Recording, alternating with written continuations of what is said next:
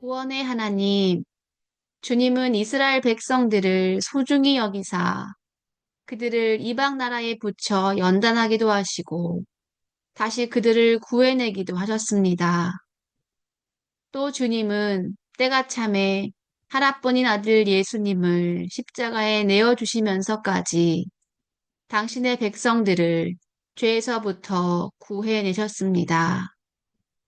그렇게 주님은 우리의 진정한 구원자이시며 주 앞에 다른 하나님이 없었고 주님 뒤에도 다른 하나님은 없을 것입니다. 바라옵기는 우리로 이 하나님 한 분을 가장 소중히 여기게 하옵소서. 세상이 소중하다고 말하는 것들에 속아 넘어가지 않고 오직 주님 한 분만을 나의 가장 소중한 보물로 여길 수 있도록 주여 우리의 닫힌 귀와 눈을 활짝 열어 주옵소서. 자기 목숨을 아끼지 않으며 주님 한 분을 가장 소중히 여겼던 에바브로 디도처럼 주 예수님을 그 무엇보다 깊이 사랑하는 우리가 되게 하옵소서. 결국 그런 우리들을 주님께서는 하나님과 사람들 앞에 존경과 높임을 받게 하실 것이며 그런 우리들을 통해 주 예수님의 존귀한 가치가 이 세상에 드러나게 될 줄 믿습니다. 예수님의 이름으로 기도드립니다. 아멘. 네, 이 시간 함께 말씀 보겠습니다. 오늘은 이사야서 말씀 그리고 빌립보서 말씀 우리 금요일 성도전과 말씀을 보도록 하겠습니다. 먼저 이사야서 43장 8절부터 15절 말씀 성경 봉독하겠습니다. 눈이 있으나 보지 못하는 백성, 귀가 있으나 듣지 못하는 백성을 데려오너라. 모든 민족들아 다 모여라. 그들의 쉰 가운데 누가 이 일을 일어날 것을 말하였느냐? 어떤 신이 옛날에 무슨 일이 일어났는지 우리에게 말할 수 있겠느냐? 그 신들은 증인을 데려다가 자기들이 옳음을 증명해야 한다. 다른 사람들이 듣고 그 말이 옳다라고 말하게 해야 한다. 여호와께서 말씀하신다. 이스라엘아, 너희는 내 증인이며 내가 선택한 종이다. 내가 너희를 선택한 것은 나를 알고 믿게 하려는 것이며 내가 참 하나님임을 깨닫게 하려는 것이다. 내 앞에 다른 하나님이 없었고 내 뒤에도 다른 하나님이 없을 것이다. 내가 바로 여호와이다. 나 말고는 구원자가 없다. 바로 내가 너희에게 말하였고 너희를 구원하였고 이 일을 너희에게 일러주었다. 너희 가운데 있는 어떤 이방신이 그렇게 한 것이 아니다. 너희는 내 증인이다. 내가 하나님이다. 여호와의 말씀이다. 처음부터 내가 하나님이다. 내 능력의 손에서 벗어날 사람은 아무도 없다. 내가 하는 일을 누가 막을 수 있겠느냐? 그러므로 여호와 곧 너희를 구하신 이스라엘의 거룩하신 분께서 이렇게 말씀하셨다. 내가 너희를 위해 바빌론에 군대를 보내어 바빌론의 성문 빗장을 다 부수게 하겠다. 바빌로니아 사람들의 노랫소리가 변하여 애통하는 소리가 될 것이다. 나는 여호와 곧 너희의 거룩한 하나님이다. 이스라엘을 지은 하나님이며 너희의 왕이다. 아멘. 함께 말씀 보겠습니다. 오늘 본문은 어제 본문에 이어지는 그런 본문입니다.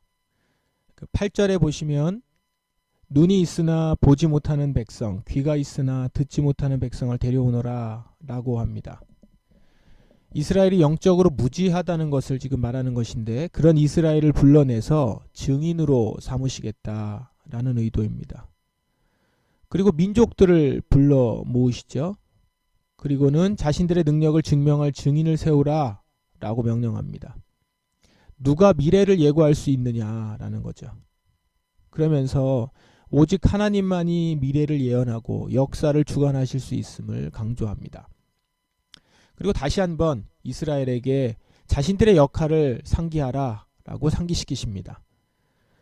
이스라엘은 하나님의 증인이며 선택된 종이다 라는 것이죠.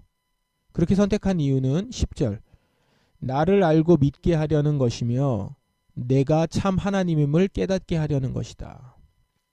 증인이라는 것은 이 하나님의 진리를 온 세상에 증거할 책임이 있는 사람이다 라는 것입니다. 그러면 하나님은 어떤 분이신가 하면 11절 보시면 내가 바로 여호와이다 나 말고는 구원자가 없다. 바로 하나님은 유일하신 분이시며 유일한 구원자시다 라는 겁니다. 그리고 15절 나는 여호와 곧 너희의 거룩한 하나님이다. 이스라엘을 지은 하나님이며 너희의 왕이다. 바로 창조주시며 왕이시다 라는 겁니다.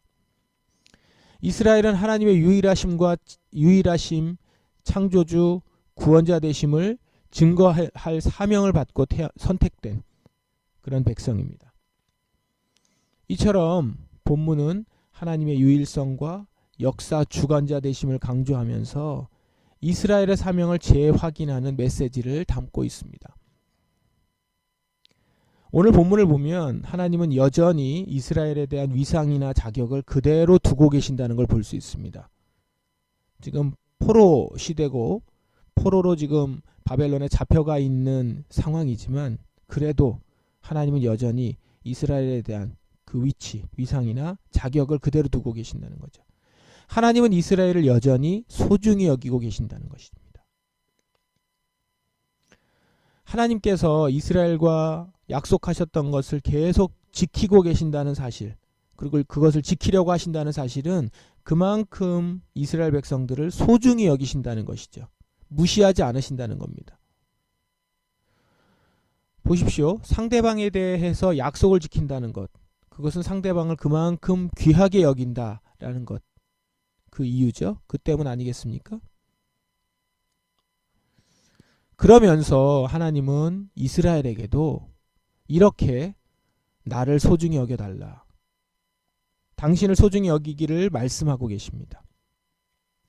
내가 여호와다 나 말고는 구원자가 없다. 이 말씀은 내가 이런 하나님인데 어떻게 너희는 나를 소중히 여기지 않느냐라고 반문하시는 거죠.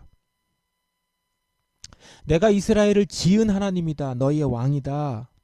이렇게 말씀하시는 것은 그런데 어떻게 너희는 나를 귀히 여기지 않느냐라는 거예요. 하나님은 지금 이스라엘과 다시 회복된 관계로 약속을 맺으려고 하십니다. 단지 계약 대상자가 아니라 하나님과 당신의 백성으로 서로를 사랑하고 소중히 여기는 관계로 세워지기를 바라신다는 것이죠. 여러분 여기서 하나님의 마음을 느껴보시기 바랍니다. 오늘 이 말씀 가운데 당신의 백성을 향한 하나님의 마음을 느껴보실 수 있기를 바랍니다. 이제 우리 신약 성서정과 본문 보겠습니다. 빌립보서 2장 25절부터 3장 1절 말씀 성경 봉독하겠습니다. 에바브로디도도 역시 주님 안에서 내 형제와도 같은 사람입니다. 그리스도의 군사로서 지금까지 나와 함께 일하며 수고해 왔습니다. 내가 가장 필요로 하는 순간에 여러분은 그를 내게 보내주었습니다. 이제 나는 여러분에게 그를 돌려보내려고 합니다. 그는 여러분 모두를 너무나 그리워하고 있으며 자기가 아팠다는 소식이 여러분에게 전해졌음을 알고 도리어 걱정하고 있습니다.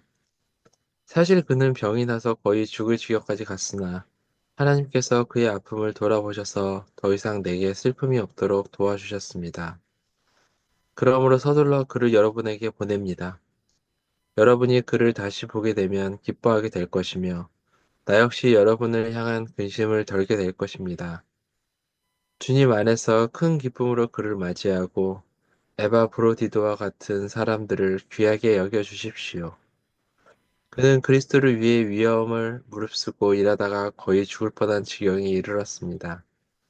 멀리 있는 여러분을 대신하여 나를 도운 사람이므로 감사함과 존경하는 마음으로 맞이해 주십시오. 형제 여러분, 주님 안에서 항상 기뻐하십시오. 같은 말을 여러 번 쓰는 것이 내게는 귀찮은 일이 아닙니다. 여러분을 위한 말이니 잘 들어주시기 바랍니다. 아멘. 함께 말씀 보겠습니다. 오늘 신약 본문도 어제 본문에 이어지는 본문이죠. 어제는 우리 디모데를 소개받았고 오늘은 에바브로디도가 본문에 나옵니다. 25절 에바브로디도 역시 주님 안에서 내 형제와 같은 사람입니다. 그리스도의 군사로서 지금까지 나와 함께 일하며 수고해 왔습니다. 내가 가장 필요로 하는 순간에 여러분은 그를 내게 보내주었습니다. 바울이 지금 형제라고 부를 정도의 동역자입니다. 그리고 그리스도의 군사다라고 하죠. 그리스도의 군사로서 수고해 왔다. 이렇게 에바브로디도가 소개됩니다. 그리고 26절에 보시면 있듯이 자기가 아팠어요. 굉장히 많이 아팠던 것 같습니다. 죽을 만큼 아팠던 것 같은데 그 아팠다는 소식을 지금 빌립보 교인들이 이제 듣게 되는데 그것을 듣고는 빌립보 교인들이 걱정할까봐 도리어 그것을 걱정하는 사람입니다. 그러니까 그만큼 사려 깊고 배려심 많은 사람이다라는 거죠. 뿐만 아니라 매우 헌신적인 사람이었음도 볼 수 있습니다. 30절에 보면 그리스도를 위해 위험을 무릅쓰고 일하다가 거의 죽을 뻔한 지경에 이르렀습니다. 멀리 있는 여러분을 대신하여 나를 도운 사람이므로 이렇게 나오죠. 헌신에 관해서는 네로라 하는 사람이 바울인데 그 바울이 보기에도 에바브로디도는 매우 헌신적인 사람이었음을 인정하는 거죠. 멀리 있는 여러분을 대신하여 이렇게 말합니다. 이 말은 빌립보에서 지금 사도 바울이 로마에 갇혀 있잖아요. 로마까지 그 거리가 거의 2000km가 넘습니다. 거기를 오가며 바울을 도왔던 거죠. 그는 정말 에바브로디도는 감사와 존경을 받을 만한 존재였던 것입니다. 그런데 이런 에바브로디도의 삶의 근본에는 그리스도를 위함이 자리 잡고 있습니다. 그의 헌신은 예수 그리스도를 가장 귀하고 소중히 여기는 마음으로부터 나온 것임을 오늘 말씀을 통해서 볼 수 있죠. 그렇게 주를 위한 일이라면 기꺼이 목숨을 내어놓는 삶을 살았습니다. 오늘 본문에서 우리는 에바브로디도를 보면서 다시 한번 예수님을 가장 소중히 여기는 사람의 모습이 어떤지를 봅니다. 어제 디모데를 통해서 오늘은 에바브로디도를 통해서. 또 그런 사람들이 사람들에게 그리고 주님께 어떤 평가를 받는지도 오늘 말씀에서 우리는 볼 수 있습니다. 두 본문을 가장 소중한 예수님이라는 주제로 종합을 해보십시다. 이스라엘은 아직 포로 생활 중에 있고 나라도 없는 불쌍한 상태였지만 여전히 하나님이 소중히 여기는 백성이었습니다. 그들을 다른 이방 나라의 손에 붙이신 것도 그들을 하찮게 여기심이 아니라 오히려 가장 소중한 존재이기 때문입니다. 선택받은 백성으로 온전히 서게 하기 위해서 연단하시는 것이었죠. 연단의 시간이 끝나니 그들을 다시 구원하시죠. 그들은 다시 구원받고 고향으로 돌아가게 됩니다. 그리고 다시 증인으로서의 그들의 사명을 감당할 수 있도록 하나님이 이끄시죠. 이 사명을 온전히 행할 수 있도록 그들을 완전히 구원하시고자 그것을 위해서 예수 그리스도께서 오신 것 아닙니까? 예수님은 당신의 소중한 백성들을 완전히 구원하시고자 오신 분이시다 라는 겁니다. 에바브로디도는 그런 예수님의 진가를 제대로 알았던 사람입니다.